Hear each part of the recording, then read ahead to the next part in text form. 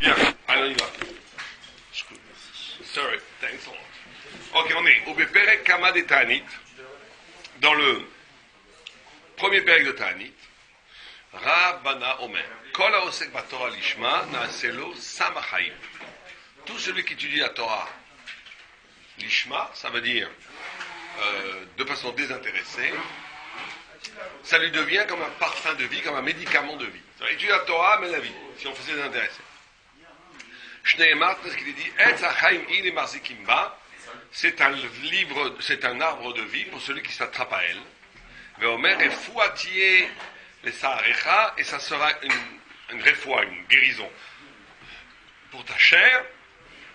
Mais Omer qui motze matzachaim, et qui motze a matzachaim, et celui qui l'a trouvé a trouvé la vie. Mais kol haosek baTorah shelo lishma, et tout celui qui étudie la Torah pas de façon désintéressée, d'accord, de façon intéressée, naaselo samamavet. Au contraire, la Torah devient un poison mortel. Shneema et Ha'arov kematar l'écrit. Ven arifa et la hariga. La Torah peut être mortelle. Shneema ve'arfu shavet ha'agala atkan. Ok, la Gemara elle dit là-bas après que c'est la Gemara, elle ne ramène pas tout le Shilma, c'est bizarre. Parce que la Gemara elle dit, c'est pourtant, la Gemara elle passe une couche, elle dit pourtant, le Bitor, Katoub, Leolam, Ilmad, Lolishma, Shabitor, Lolishma et Volishma. La Gemara répond les canter. Les canter, c'est Samamavet. Les canter, ça veut dire étudier pour écraser l'autre. C'est quoi la réponse avec le Quand la Gemara dit que c'est Samamavet, c'est que Dafka quand tu étudies pour les canter. Quand tu étudies vraiment avec des mots. Le lishma, ça veut dire les canter. Mais tout le monde comprend que s'il y avait une avamina, que c'était tout le lishma, c'est une avamina, mais ça reste, c'est pas vraiment, mais ça reste un petit problème, tu vois. Mais damé la Torah, chez Samachayim le Adam, Shasam maniach arofé, mibachutz al Adam, ve'al Asam azeh hu achaim. Car la Torah, היא נבדלת מן האדם, והיא דבוקה לאדם, כמו הסם שהוא בחוץ, דבוק באדם. Là, il dit une chose assez intéressante. Il dit, pourquoi est-ce que la Torah est comparée à un Sam Achaim? C'est quoi Sam Achaim? Sam, c'est un médicament, c'est un parfum presque. Donc on nous dit que de la même façon que la Torah, que le parfum est quelque chose d'extérieur à l'homme, qui le guérit.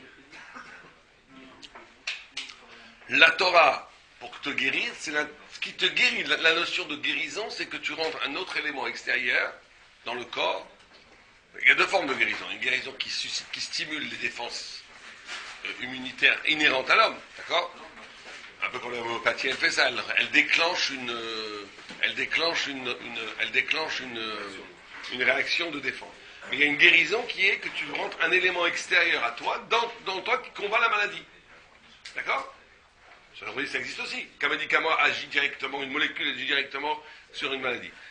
Alors la Torah aussi, elle vient de l'extérieur et elle agit en toi. La notion d'extériorité qui agit en toi. C'est extérieur et ça agit en toi. Le médicament, il est extérieur, il agit en toi. La Torah qui est nivdelet, qui est séparée de l'humain, qui est au-delà de tout. Mais le grand miracle, c'est qu'elle peut agir en toi. Le miracle de la Torah, c'est que c'est quelque chose de divin, d'absolument divin. Donc en vérité, ça ne devrait avoir aucun rapport avec nous. Le miracle, c'est que ça peut être absorbé, ça peut rentrer dans la vie de l'homme. Et donc ça agit, ça te donne la vie. La Torah te donne la vie, l'éternité, la vie. La vie physique et la vie spirituelle après la mort.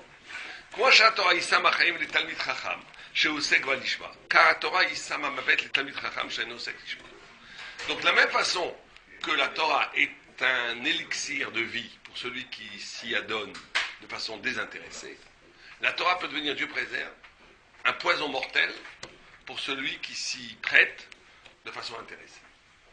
Oh, Vedvar ze biarno, etzel, amishtamesh, betaga, halaf, puis amishtamesh, bedavar sheu kadosh, al davar sheu chol.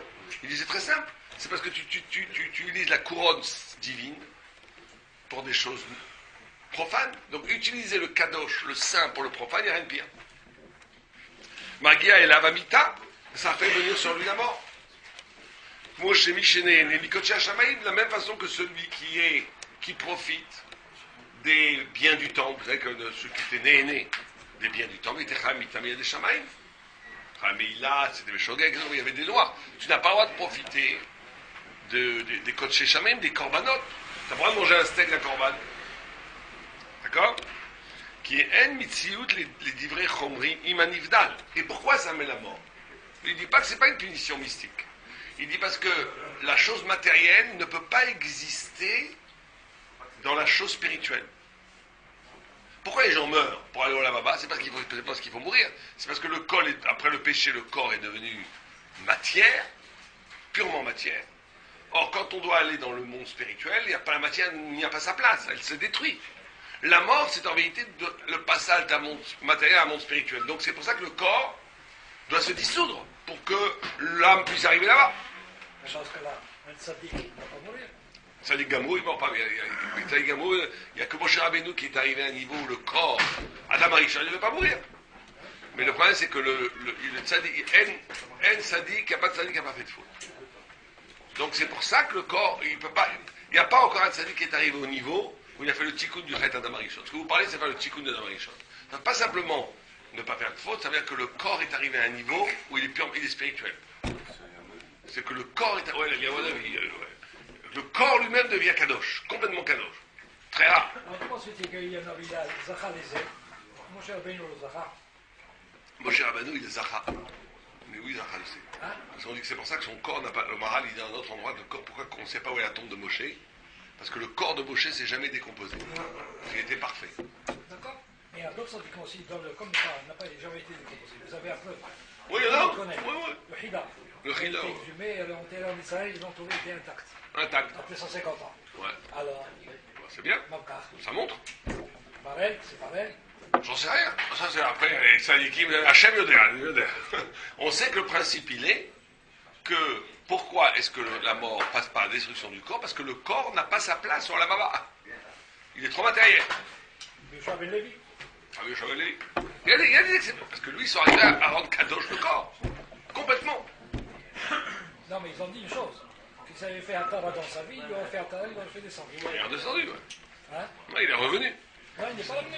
Si, Il est il est resté revenu. là-bas. Non, il est revenu. Il n'a jamais fait un Tara dans sa vie. Ouais. Quand je me reviens d'ici, il a fait un Tara regardé. Dans son Et lui, il a dit, mais il a menti, il avait oui, jamais fait. C'est pas Amava qui a dit ça. On est à la Gemara là-bas. En vérité, il n'avait jamais vu le ciel. Il n'avait jamais, parce qu'il ne voulait pas être un âme, il ne voulait pas être gavin, il a dit qu'il avait, en vérité, il n'avait jamais fait. טוב, כי אין מציאו לדבר חברי עם הנבדל. לפיקה, אם נהנה אדם שהוא חול מקדוש שמים, הוא התורה באה עליו המיתה. C'est pour ça, c'est très simple, il explique. Pourquoi est-ce qu'un homme meurt quand il étudie la Torah de façon intéressée? Pourquoi ça amène la mort? Parce que il met le corps, donc l'intérêt, c'est corporel, l'intérêt, c'est l'ego, c'est il met le corps dans la gdoucha de la Torah. Or là-bas, le corps n'a rien à faire là-bas, il se dissout. C'est pour ça qu'il y a des certains chassidim. Je comprends un peu plus. Certains chassidim disent, oh là là, c'est trop compliqué pour moi. Mais nous, on dit qu'ils ont tort. Chacun doit devenir un Talmid Chacham, chacun doit grandir en Torah. Mais il y en a qui disent, regardez, c'est trop dangereux. Ceux qui grandissent en Torah, ils deviennent Balgava. Il vaut mieux rester simple. Un bon juif, le rabbi, c'est le tzaddik, je lui donne de l'argent, et nous, on est tranquille. Parce qu'ils disent, regardez, plus vous grandissez en Torah, plus vous approchez de la sainteté, plus vous approchez de la sainteté, la moindre petite faute, une claque. Donc, vaut mieux rester petit, on reste tranquille, laissez-moi tranquille, je suis un bon juif, je fais les tefilines, je fais Shabbat, je donne mon maaser, laissez-moi tranquille, c'est trop compliqué pour moi, ça, c'est trop grand pour moi. Il y a une vue comme ça, il y a des gens comme ça, les chassidim, c'est comme ça qu'ils font. La plupart des chassidim, ils te disent, nous, on étudie une petite demi-heure par jour, on se prend pour rien, le rabbi, c'est lui le saint, nous, on est les chassidim, on donne notre maaser, on travaille, on fait Shabbat, kashrut, nida, tout va bien. Fichez-nous la paix, on est très bien. Au moins, t'es tranquille. Mais nous, on dit que c'est pas bien. Parce que chaque juif est la promesse d'une grandeur. On ne peut pas se contenter d'être petit. D'être petit, ça fait que tu risques pas grand-chose. Mais en réalité, tu restes petit. Tu risques peut-être que tu as pris le risque le plus grand. Que tu aurais dû être un grand et que tu n'es pas devenu un grand. Mais je comprends un peu. Parce que c'est vrai que dès plus tu grandis en Torah, plus le danger est grand. Plus le danger est grand. Oui, mais seulement, la personne, elle augmente proportionnellement, aussi moralement, pour pouvoir gérer. Alors, c'est vrai. C'est pas possible. Ça c'est vrai. Mais on voit que la tentation est énorme. Plus vous grandissez, on me dit toujours, ça dit que le sang est plus fort que et plus fort. Mais c'est pas que le ça, c'est aussi l'environnement qui devient dangereux. Parce que vous commencez à être, vous faisiez rabbin, vous enseignez, les gens commencent à vous donner du kavod. Les gens commencent à vous donner de l'argent, il faut faire très attention à ça. Vous tombez dans vous utilisez la Torah pour l'amaser. C'est très difficile. C'est pour ça qu'il y a des gens comme Rachel Keneski, ils s'isolent. Il ne veut rien savoir, rien du tout. Il ne veut rien connaître. Étude, fichiez-moi la paix. Mais d'un autre côté, tu es bien obligé de t'occuper d'Am Israël. Donc tout ça, c'est très compliqué. C'est pour ça qu'il y a un travail de l'Ishma à faire tout le temps. Tout le temps, tout le temps, tout le temps. Bien, alors on continue. Moi, je dis, ça fait sonner un rabbin. Ouais, mais Agma, tu connais Agma qui dit il dit avant, il y a un rave, je crois que c'était Ravachi ou Abaye, je ne sais plus. Il disait, moi avant, sonner ta rabbanout. Une fois que je suis été rabbin, j'étais prêt à mordre celui qui veut me prendre la place. Comme ça, Agma, elle dit. Il a dit, avant, je détestais la rabbanout. Une fois que j'ai été obligé d'être rabbi, quand celui qui veut me prendre la place, je vais l'assommer. Et on parle d'un amora. On parle pas de la rabbin du quartier, là. On parle d'un amora dans l'Agma. C'est l'Avdil Ben Tamel et Kadosh, c'est ce que disait, comment il s'appelle le russe, la Khrouchtchev. Il disait, on peut se passer aisément du zlout. Pour un russe, c'est déjà pas mal. On peut même se passer de vodka. Il disait comme ça. Mais quand on a goûté au pouvoir, on ne peut plus jamais s'en passer.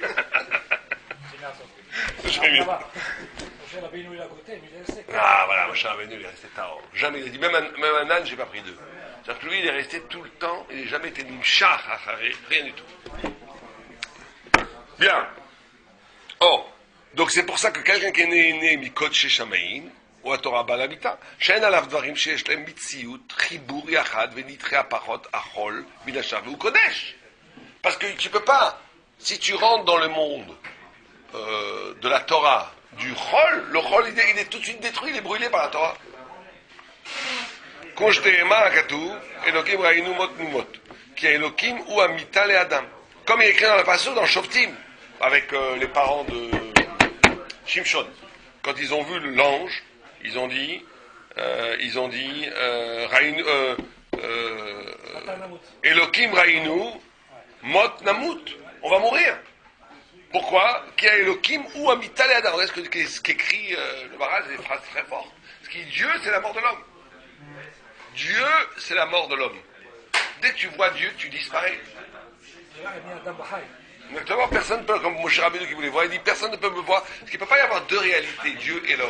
Dieu est en milvado, il n'y a rien d'autre que Dieu. Donc dès que tu le vois, tu disparais. Donc, d'où le danger de s'apprendre. Donc tu es obligé, pour être avec Dieu, de te spiritualiser, on va dire. Tu es obligé de te spiritualiser. Si tu ne te spiritualises pas, si tu restes matériel, avec des intérêts égoïstes, égotiques et tout ça, et devant Dieu, par définition, tu te mets dans une position très dangereuse. D'accord? Comment? Non, il a vu que la face qui sent il n'a pas vu la face. Mais comme il dit à Kajbarouf,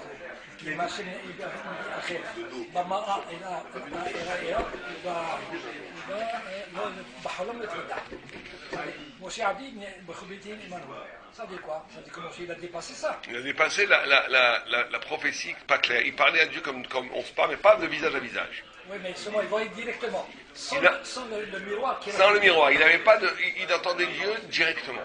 C'est un niveau plus haut de la prophétie. Il voyait directement. Oui, mais il ne voyait pas Dieu en tant qu'essence de Dieu. On ne peut pas voir l'essence de Dieu. La révélation première. La révélation, il la voyait clairement. L'expression de Dieu, il la voyait clairement. Ça ne passait pas par des mirages ou des rêves ou des choses comme ça. Il voyait l'expression de Dieu clairement. Les autres ne voyaient pas, mais ils voyaient de façon floue. Et là, ça marche. Elle, Adam, l'itraberim à Kodesh, ve Adam, chez Uchol nitre. Mechal ama im Adam, mechaber à Torashi, Kodesh Kodashim. Elle d'abord chez Uchol. On s'en est vu. Ok? הנה, הוא המחבר הקדוש הנכון. ולקראת דבר זה ברור כי העוסק בתורה שלו לשמה נעשי לו שמה מוות. גם מטעם אשר אמרנו לפני זה, כי העוסק בתורה שלו לשמה מצטרף התורה היא נבדלת אל הדברים הנגשמים, ודבר זה העדר התורה לקם מקבל הוא עצמו עדר. Et il dit, c'est aussi une idée très maralienne, il dit, celui qui associe la Torah à du social, à du ego, à de l'intérêt, il fait une néantification, il rend néant la Torah. Parce que la Torah, c'est la lumière pure. Quand il lui met dedans de l'impureté, il obscurcit la Torah. Or, cet obscurcissement de la Torah se retourne contre lui, c'est lui qui s'obscurcit, c'est lui qui devient néant. Quand tu rends néant les autres, tu deviens toi-même néant. Quand tu détruis les autres, tu te détruis. Quand tu es méchant avec les autres, tu es méchant avec toi. En réalité, c'est toujours comme ça. Si tu détruis la spiritualité de la Torah, tu détruis ta propre existence en réalité. Ça va toujours comme ça. C'est pour ça que quelqu'un qui attache à la Torah, qui utilise la Torah pour du pouvoir, pourquoi que là, la Gemara dit que c'est que les Kalter, lui, il prend le début de la Gemara, ça je ne comprends pas très bien. Parce que la Gemara dit à la fin que Celui qui étudie l'olishma, yavo lishma. Lui, là, ça a été au début, là. Bon. Mais lui, pendant naissance, peut-être après la vamina, j'en sais rien. Oh, ben, kol davar acher, il n'y en a rien, ok. Ou peut pas avec l'oulav, alors il amène une autre gemara dans Souka. Amarabi, je crois que c'est un lèvre, c'est Rabbi Alazar. Maderti, pia bechokma, pia pitra bechokma, vetorah chesed leshona. Veki yesh Torah shel chesed, vetorah she'eno shel chesed. La gemara elle pose la question, elle écrit sa bouche pour Eshet Chayil, d'accord? Pia patra bechokma, vetorah chesed la leshona. Et la Torah du chesed est sur sa bouche. La Gemara pose, ça veut dire quoi la Torah de chesed? Quoi? Il y a une Torah de chesed, une Torah qui n'est pas de chesed. Pourquoi tout d'un coup tu donnes un adjectif de la Torah de l'amour? La Torah c'est tout l'amour. La Torah c'est que chesed. Parce qu'ici un peu comment la Torah, autre chose. Vous avez mis la classe. Voilà. C'est l'utilisation de la Torah, tout ça. On va voir. Avec qui yesh Torah shel chesed et Torah shel chesed? Et la Torah lishma, zot Torah shel chesed. La Torah qui est étudiée de façon désintéressée, ça c'est une Torah de chesed. Chez l'olishma, c'est Torah shel chesed. Ça c'est une première réponse. Agma. Maintenant Sukkot, daf même tête, la dernière daf. Ikader, il y en a qui disent Torah, les lambda. Si tu étudies la Torah pour enseigner la Torah, c'est Torah shel chesed. Chez l'eau, les lambda, tu étudies la Torah pas pour l'enseigner, juste pour toi. Il Torah shel chesed. Atkan. C'est Agma qui dit ça. Mais Rotzelama, qui im לומד התורה לשמה, אז יש לאדם בוודאי המעלה העליונה שיש אל התורה, אבל אם אין לומדו בתורה לשמה, הווה שפין מעלת התורה, לשמש בו לדבר פחות. Alors il dit une chose intéressante, il dit une chose très intéressante. Il dit, celui qui est capable d'étudier la Torah désintéressée, c'est qu'en vérité, il a au cœur de sa personnalité, au cœur de son identité spirituelle, la dimension elle-même de la Torah. Pourquoi vous étudierez de façon désintéressée? Pourquoi est-ce qu'on ferait un acte désintéressé? D'où ça vient? D'où ça vient? D'accord, il a dit, mais comment moi je peux fonctionner de façon désintéressée? Qu'est-ce qui me motive? La soumission, la génération. Comment ça se fait que je peux me soumettre si c'est pas mon intérêt? Comment je peux faire un acte désintéressé? D'où ça vient? Comment je peux avoir une motivation qui n'est pas pour moi? Ça paraît aberrant. Pourquoi pas pour toi? Bien sûr que c'est pour moi. Alors c'est intéressé. Non, forcément, ça veut dire sur la personne. Quelqu'un qui est l'ishma, qu'est-ce que c'est l'ishma? C'est quoi l'ishma? L'ishma, ça veut dire qu'il est pour Donc c'est pas pour vous? Donc c'est pour Hachem. Bon, mais finalement, quand quelqu'un fait un kaddish ici, dans ce monde-là, on dit que c'est le kaddish, mais Béni Mishpachto. Pourquoi? Parce que c'est lui qui fait kaddish. C'est kaddish, c'est qui est Hachem. D'accord, attendez, juste répondez-moi à cette question. Comment on peut faire un acte désintéressé? Qu'est-ce qui va me motiver à le faire? Parce que tu comprends, finalement, tu comprends que c'est quelqu'un dans le cadre aussi. Donc vous êtes tous dans l'intérêt là. Intérêt supérieur. Un intérêt plus fin. Oui, c'est obligé. Mais il ne dit pas ça ici. Il dit le contraire, le mal. Mais ça, tout le monde n'a pas ça. Tout le monde n'a pas ça. Tout le monde n'a pas cette capacité de comprendre que assez Retsono, c'est qu'à Retsotra. Parce que ça, il faut quand même qu'il y ait. Oui, mais si tu fais Retsono pour qu'il fasse Retsotra, ça veut dire que en vérité, à la fin, tu veux ton Retsotra. Non, mais pas obligatoirement. Pas obligatoirement. Alors, il faut ça qu'on va comprendre. Il faut comprendre comment un homme, et c'est un grand secret, est capable de faire quelque chose si ce n'est pas pour son intérêt. On va prendre même plus simplement. Comment quelqu'un peut se sacrifier pour un autre? Pour un autre. Prenez des choses même plus proches de vous. Comment pouvez-vous sacrifier pour vos enfants? Il reste juste une glace au chocolat. Pour des choses complètement idiotes. Votre enfant, il le veut, vous lui donnez. Pourquoi vous lui donnez? Par amour. C'est quoi l'amour? C'est la seule motivation. Attendez, essayons de réfléchir vraiment. Tu peux aimer quelqu'un plus que toi? Bien sûr. Comment ça se fait? D'où ça vient? Du reset. Oh, mais d'où ça vient? Comprenez qu'on touche ici à des secrets les plus incroyables. Comment, normalement, la logique voudrait dire que on ne peut faire les choses que pour soi. Pourquoi je ferais quelque chose qui n'est pas moi? Quel rapport entre moi et l'autre pour que je fasse quelque chose pour l'autre? Quel rapport entre moi et l'extérieur de moi pour que je fasse quelque chose pour l'extérieur de moi? D'où ça vient? D'où ça vient? Alors, la réponse c'est que l'homme, profondément, c'est ça le secret, surtout le juif, de l'homme, c'est qu'il est constitué en son plus profond par le souffle de Dieu. L'homme, il n'est pas, si l'homme était qu'égoïste, qu'il n'avait qu'un ego, il ne pourrait, ça n'existerait pas de faire un acte désintéressé. C'est pas impossible. Comment vous voulez faire un acte désintéressé? Pourquoi voulez-vous que je fasse quelque chose pour quelqu'un d'autre, vraiment? Pourquoi voulez-vous que je fasse bien quelque chose pour Dieu? Si ce n'est pour moi, parce que j'ai peur, parce qu'on va me donner la main, d'accord. Mais c'est intéressé tout ça. En fait, c'est notre parcelle divine qui... Pourquoi vous rendez service à quelqu'un? Qu'est-ce que ça vous rapporte? Ça vous rapporte quoi? Pourquoi vous l'aidez? Pourquoi vous l'aidez? Pourquoi voulez-vous qu'il réussisse? C'est pas vous, c'est pas vous. Pourquoi vous l'aidez? Alors pourquoi vous l'aidez? Pourquoi? D'où ça vient? Mais d'où ça vient que c'est possible? Je sais pas. Alors, vous avez raison. Comment répond le Maral? Il dit parce que profondément dans vous, il n'y a pas que l'ego. Il y a la neshama. Et la neshama, c'est quoi? C'est le souffle de Dieu. Donc ça veut dire que vous êtes, vous, votre vraie personnalité, c'est pas votre ego, c'est le souffle de Dieu. Et Dieu, il veut pour tout le monde le bien. Pour ça qu'on peut faire un acte désintéressé. Parce qu'en vérité, on peut faire un désintéressé parce qu'on n'est pas constitué que par l'ego. On n'est pas constitué que par l'ego, on est constitué par quelque chose qui casse l'ego, qui est l'altérité radicale, qui est la divinité qui est en nous. C'est parce qu'on est Tselem Elohim qu'on peut faire du chesed. Moi, j'ai juste une couche sur ça. C'est qu'on parle qu'il y a des chiens. Normalement, les animaux, ils sont à l'intérieur, ils n'ont pas d'âme. Donc, ils doivent forcément être intéressés à l'animal. Mais pas qu'il y a des chiens qui sauvent leur maître, même en sauvant leur vie. Ils rentrent dans l'eau, vous savez, il y en a qui ont des chiens bergers. Ça, c'est une couchia. Une grosse couchia, parce que pourquoi les chiens, ils n'ont pas de neshama? Pourquoi ils vont faire un acte désintéressé? Un goy, il a une petite neshama. Il a une neshama. Il a une neshama. Donc, il a aussi ça. Il a été créé aussi, il a une neshama. Ils ont une neshama. Ils n'ont pas chida, vechaya, mais ils ont neshama, ils ont neshama, ils ont roi, ils ont nefesh. Ils ont une neshama. Mais les animaux, ils n'ont que nefesh. Ils ont que la truc matériel, ils n'ont pas de... Donc comment est-ce qu'ils peuvent faire un acte... Bon, avant que tu vas me dire que c'est pas désintéressé, ils sont programmés pour ça, j'en sais rien. Peut-être c'est dans les gènes. C'est pas un vrai acte de... S'ils savaient qu'il allait mourir, ils ne le feraient pas, peut-être. J'en sais rien. Ils n'ont pas conscience de la mort. Ah si, il y a des animaux qui hurlent à la mort. Qui hurlent à la mort parce qu'ils ils ne pensent pas, c'est ça. C'est pas qu'il se fait un acte désintéressé. Il est éduqué comme ça. Il est éduqué comme ça. Bon, c'est inné. Ah, c'est pas évident. C'est pas évident, non. À moins que c'est un mimétisme de l'humain, peut-être. J'en sais rien, c'est très bizarre. Dans les animaux sauvages, ça n'existe pas. Vous n'avez jamais vu un lion donner à manger à ça? Bizarrement, si, j'ai vu dans un... Par hasard, dans un reportage animalier, un hippopotame qui se jetait à l'eau, qui se jetait sur un crocodile, qui avait attrapé une petite gazelle au bord de l'eau. Oh, mais ça, c'est peut-être la violence pure, hein.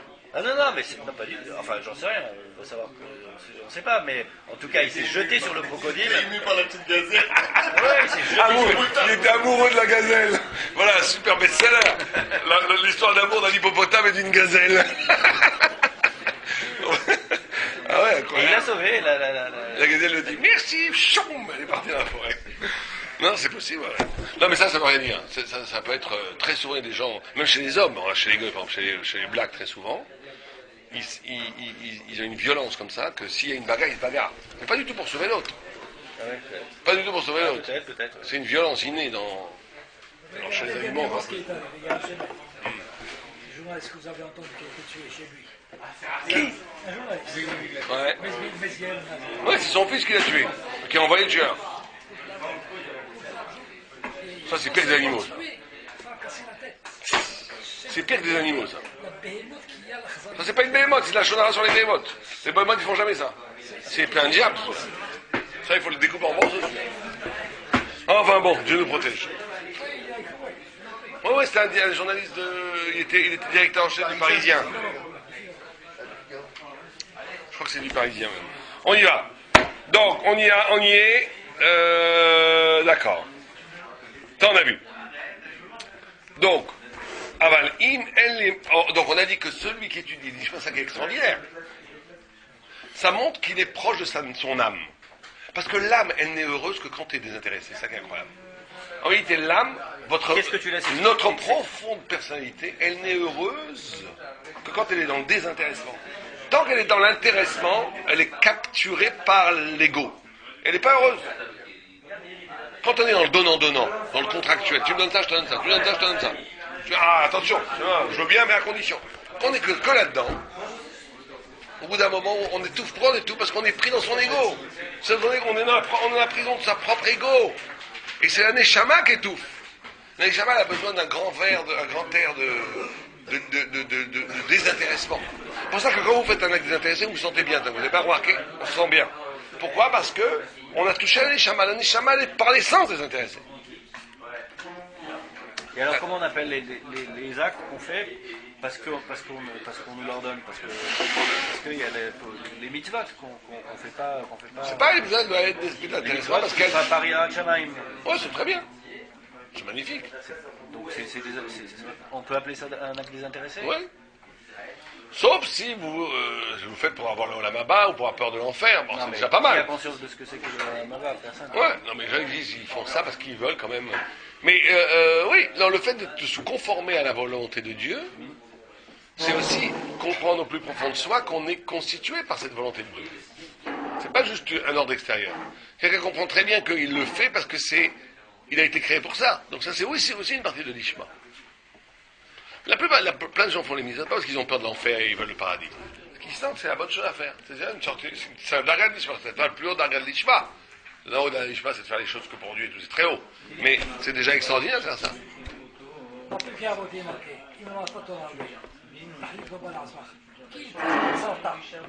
Bidiouk. Tu as été créé pour ça. C'est-à-dire que le sens de ton Neshama, ton Tselem Elohim, il n'a pas été créé pour manger, faire de l'argent, avoir du pouvoir. Il a été fait pour être le miroir qui capte la spiritualité divine à travers l'étude de la Torah et les mitzvot. Tu as été créé pour ça. C'est tout.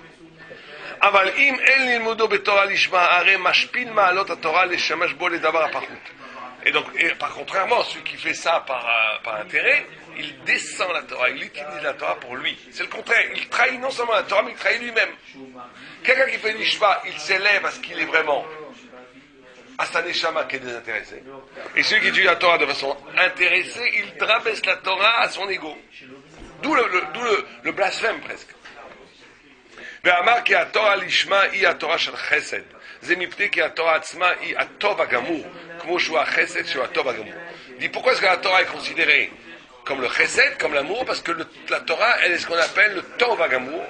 Le tov hagamour, c'est-à-dire le bien total. Et le chesed, c'est le bien total. Il y a une sorte de synonyme, c'est une sorte de on est ensemble, on a symétrie. La Torah, c'est le bien total. Et le chesed, c'est le bien total. C'est ce qu'on a dit, qu'on dit que la Torah trilata gimilut chasadim, et sofa gimilut chasadim. On dit que le début de la Torah, c'est le chesed. Et la fin de la Torah, c'est le chesed. Et parce que la Torah, elle est le bien. C'est pour ça que c'est très important, très très important, que la Torah, Bassof, elle amène le bien aux gens autour de nous. Il y a trop de gens qui étudient la Torah, qui iront avec leurs parents, qui font la tête à leurs beaux-frères.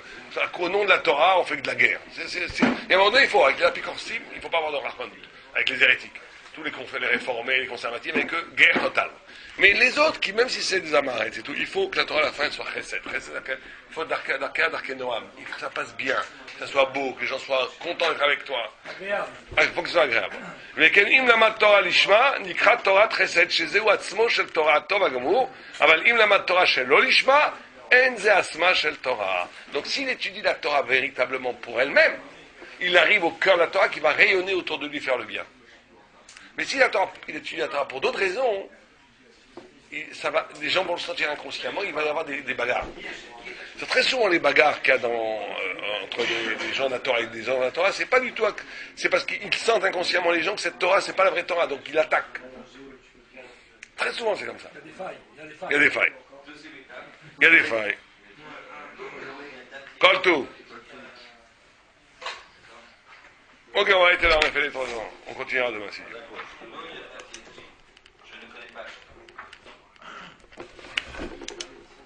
Yo. Il est où Gary? Gary Cooper, il est pas là? Gary Cooper. ברוך אתה אדוני, אלוהים מלך העולם ברוך אתה.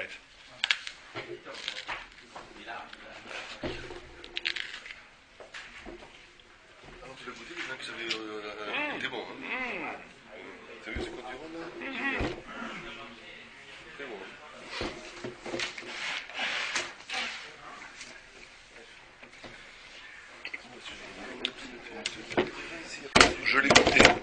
Je l'ai goûté à comment t'appelles ça?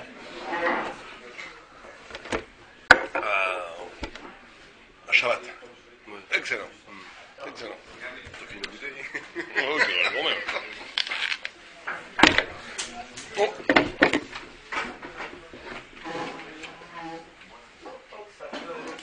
Allez, on y va?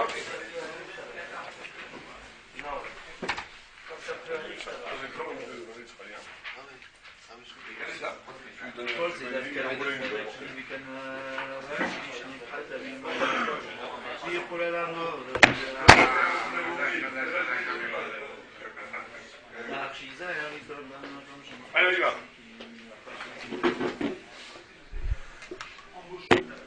Il y a des croissants, tu veux un croissant?